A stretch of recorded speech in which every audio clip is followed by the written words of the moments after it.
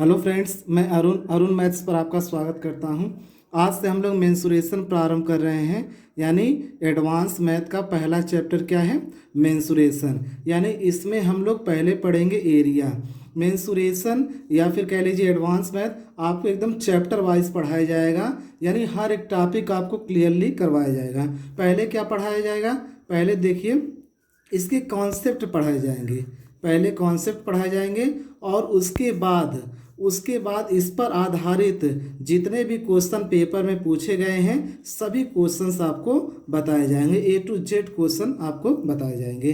तो चलिए देखते हैं, यानी आज हम लोग आपको कॉन्सेप्ट पढ़ेंगे, यानी कॉन्सेप्ट जितने एरिया यानी क्षेत्रफल में होते हैं वे सभी कॉन्सेप्ट आज पढ़ेंगे। तो चलिए प्रारंभ करते हैं। यानी पहला है, आप लोग सभी लोग जानते हैं त्रिभुज, यानी त्रिभुज के बारे में हम लोग जानेंगे। यानी थोड़ा सा केवल हम आपको बताएंगे त्रिभुज होता क्या है।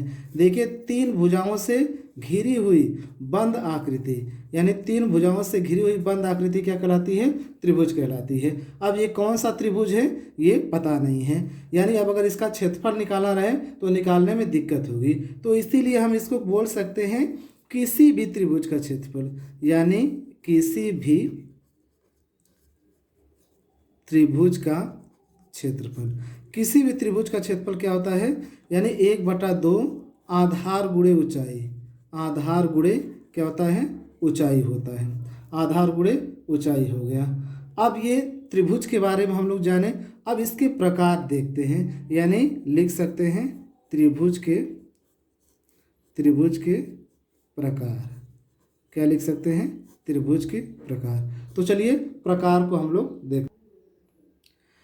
त्रिभुज के प्रकार। त्रिभुज के प्रकार में पहला है समबाहु त्रिभुज, यानी कौन सा, समबाहु त्रिभुज। समबाहु त्रिभुज।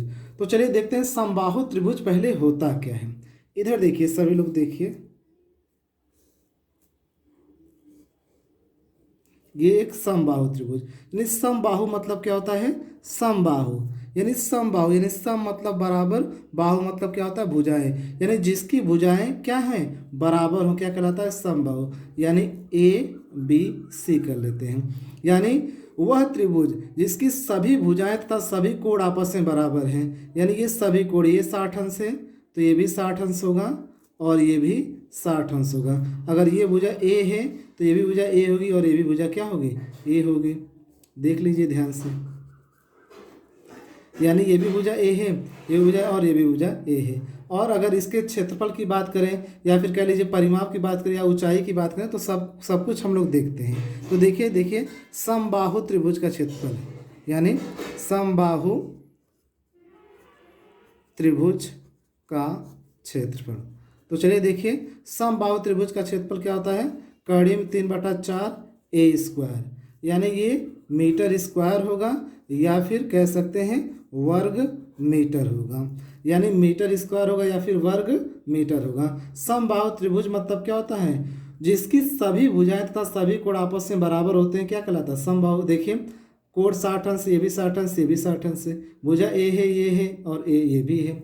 अब इसके बाद चलते हैं, इसके अगर यहाँ से एक लाइन हम खींच देते हैं, यानी ये होगा AD हो गया। तो इसको बोलेंगे ऊंचाई बोलेंगे या फिर माध्यिका बोलेंगे।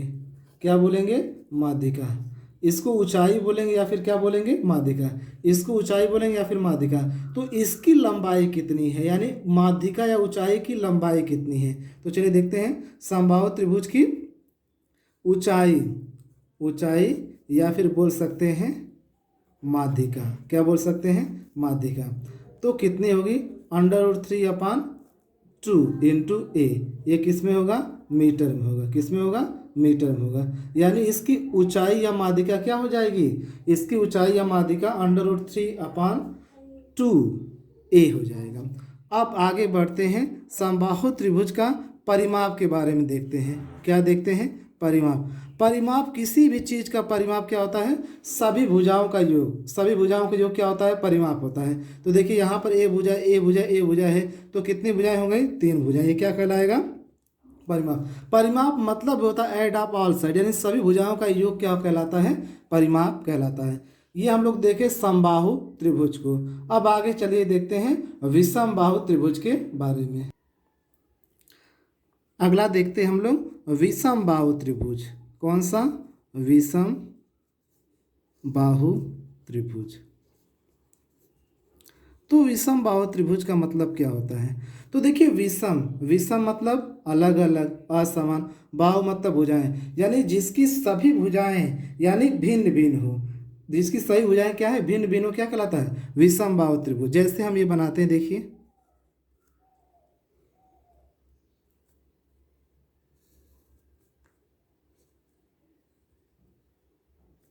इसको देखिए, यानी ये क्या है? विषम बाहु त्रिभुज। नाम दे देते हैं ए बी सी। इसके सामने का स्मॉल बी, इसके सामने का स्मॉल ए, इसके सामने का स्मॉल सी हो गया। ये हो गया, ये विषम बाहु त्रिभुज है। तो अब इसका क्षेत्रफल पूछेगा और क्या पूछेगा? इसका अर्ध परिमाप पूछेगा। तो चलिए विषम बाहु त्रिभुज का क्षेत्रफल निकालते हैं। विषम बाहु त्रिभुज का क्षेत्रफल, तो आप जानते हैं एक फार्मूला पढ़े होंगे अंडर रूट में। अंडर रूट में S minus A, S minus B, S minus C, ये क्या कहलाता है? यानी ये विषम बाहु त्रिभुज का क्षेत्रफल हो गया। अब इसका अर्ध परिमाप निकालते हैं। विषम बाहु त्रिभुज का अर्ध परिमाप, अर्ध परिमाप, अर्ध परिमाप यानी क्या है? स्मॉल एस, यही अर्ध परिमाप है, यानी ये क्या है? अर्ध परिमाप है। तो अर्ध परिमाप निकालिए। अर्ध परिमाप क्या होगा? यानी सभी भुजाओं को जोड़कर आधा कर दीजिए, यानी ए प्लस बी प्लस सी अपान क्या हो जाएगा? 2 हो जाएगा। ये क्या कहलाएगा? अर्ध परिमाप कहलाएगा, यानी ये आपका अर्ध परिमाप हो गया। तो इतना हम लोग देखें, यानी ये अर्ध परिमाप हो चुका है। अगला देखते हैं समद्विबाहु त्रिभुज। कौन सा? समद्विबाहु।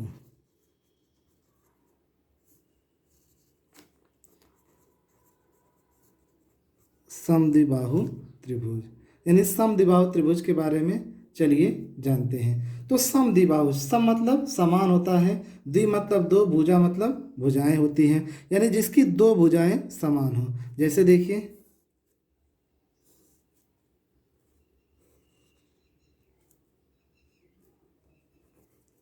ए बी सी, और ये भुजा ये, इसको ए मान लेते हैं, इसको ए मान लेते हैं। ए मान लीजिए, बी मान लीजिए, इसको बी मान लीजिए और इसको भी बी मान लीजिए। इसके सामने भुजा ए हो गई, यानी जिसकी दो भुजाएं बराबर हैं। देखिए ये बी बी आपस में बराबर है, तो क्या कहलाएंगी? समद्विबाहु त्रिभुज कहलाएगा। तो समद्विबाहु त्रिभुज का क्षेत्रफल क्या होगा? यानी समद्विबाहु त्रिभुज, त्रिभुज का क्षेत्रफल। तो समद्विबाहु त्रिभुज का क्षेत्रफल क्या होगा? तो चलिए देखते हैं। Under root S minus B, फिर यस माइनस बी, फिर क्या होगा? यस माइनस ए हो जाएगा। ये समद्विबाहु त्रिभुज का क्षेत्रफल हो गया। अब इसका अर्ध परिमाप क्या होगा? यानी अर्ध परिमाप, इसका अर्ध परिमाप क्या होगा? वही जो उसका था, यह अर्ध परिमाप यस बराबर क्या हो जाएगा? यानी ए प्लस बी बाई कितना हो जाएगा? 2। ये क्या कहलाएगा? अर्ध परिमाप कहलाएगा। क्या कहलाएगा? अर्ध परिमाप कहलाएगा। चलिए अब अगला देखते हैं समकोण त्रिभुज। अगला कौन सा है? ये बहुत इंपॉर्टेंट है, समकोण त्रिभुज। समकोण त्रिभुज, इसको इंग्लिश में बोलते हैं राइट एंगल ट्रायंगल। तो समकोण त्रिभुज क्या होता है? जिसकी एक भुजा 90 अंश हो और जिसके दो कोण न्यून कोण हो। न्यून कोण यानी 90 अंश से छोटे, यानी जिसकी एक भुजा 90 अंश हो, यानी ये 90 अंश हो और दो कोण क्या है? न्यून कोण हो। जैसे मान लीजिए ये 60 हो गया और ये 30 हो गया, तो ये क्या कहलाएगा? समकोण त्रिभुज कहलाएगा। क्या कहलाएगा? समकोण, यानी जिसकी एक भुजा 90 अंश हो, जिसकी एक भुजा 90 अंश हो और अन्य दो कोण न्यून कोण है, क्या कहलाता है? समकोण त्रिभुज कहलाता है। तो नाम भी दे सकते हैं, इसको क्या बोलते हैं? इसको कर्ण बोलते हैं, और इसको क्या बोलते हैं, आधार बोलते हैं। क्या बोलते हैं, आधार। और ये क्या कहलाता है, लंब कहलाता है। तो इसका एक फार्मूला है, इसका एक फार्मूला है, यानी कर्ण, कर्ण का स्क्वायर बराबर लंब का स्क्वायर प्लस आधार का स्क्वायर। क्या होता है, आधार का स्क्वायर। यानी आपको अगर दो दिया यानी कर्ण और आधार, यानी आधार और लंब दिया है तो कर्ण निकाल सकते हैं, कर्ण और लंब दिया है तो आधार निकाल सकते हैं। अगर कर्ण और लंब दिया है तो आधार निकाल सकते हैं, कर्ण और आधार दिया है तो लंब निकाल सकते हैं। यानी तीनों निकाल सकते हैं, मतलब आसानी से निकाल सकते हैं। इससे संबंधित कुछ फार्मूले भी हैं। इसके संबंधित कुछ ट्रिक है, उसको भी हम लोग देखते हैं। ऐसे ट्रिक क्या है, जैसे मान लीजिए यहाँ पर ये भुजा 3 है और ये भुजा 4 है। अगर इसको निकालना है तो क्या होगा, देखिए कर्ण का स्क्वायर बराबर, यानी कर्ण का स्क्वायर बराबर लंब यानी 4 का स्क्वायर प्लस 3 का स्क्वायर। ये कितना हो जाएगा, 4 चौको 16, 3 त्रिके 9, कितना हो जाएगा 25। अगर इसका वर्गमूल लेंगे तो कितना हो जाएगा, 5 हो जाएगा। ये कितना हो जाएगा, 5 हो जाएगा। अगर ये 5 हो जाएगा, इसी प्रकार कुछ राइट एंगल ट्रायंगल है, इसी प्रकार कुछ राइट एंगल ट्रायंगल है। चलिए उसको देखते हैं। राइट एंगल ट्रायंगल, यानी राइट एंगल ट्रायंगल क्या है, 3 4 5 है, 5 12 13 है, 7 24 25 है, 8 15 17 है, 20 8 15 17 है, 20 21 29 है। ये समकोण त्रिभुज है। क्या है, ये समकोण त्रिभुज है। यानी ये आपको याद है तो आसानी से, जैसे मान लीजिए कोई भुजा दिया है 5, कोई 12, तो आप बता सकते हैं अगली भुजा कितनी होगी, 13 होगी। कोई भुजा दिया है 25 और 24, बता सकते हैं इसकी छोटी भुजा कितनी होगी, 7। अगर कोई भुजा दिया है 21 और 29, बता सकते हैं छोटी भुजा कितनी होगी, 20 होगी। यानी इस प्रकार से आप आसानी से बता सकते हैं। तो इतना तो जान गए, लेकिन इसका क्षेत्रफल होता है। इसका क्षेत्रफल क्या होता है, यानी समकोण त्रिभुज, यानी समकोण त्रिभुज का क्षेत्रफल, यानी समकोण त्रिभुज का क्षेत्रफल। तो क्षेत्रफल क्या होता है, इसका 1/2 आधार गुणे ऊंचाई। इसका क्षेत्रफल क्या होता है, 1/2 आधार गुणे 1/, देखिए समकोण त्रिभुज का क्षेत्रफल 1/2 आधार गुणे ऊंचाई। इस प्रकार आज हम लोग कुछ कॉन्सेप्ट पढ़े हैं एरिया के बारे में। यदि वीडियो पसंद आया तो लाइक शेयर और सब्सक्राइब जरूर करें। वीडियो देखने के लिए धन्यवाद।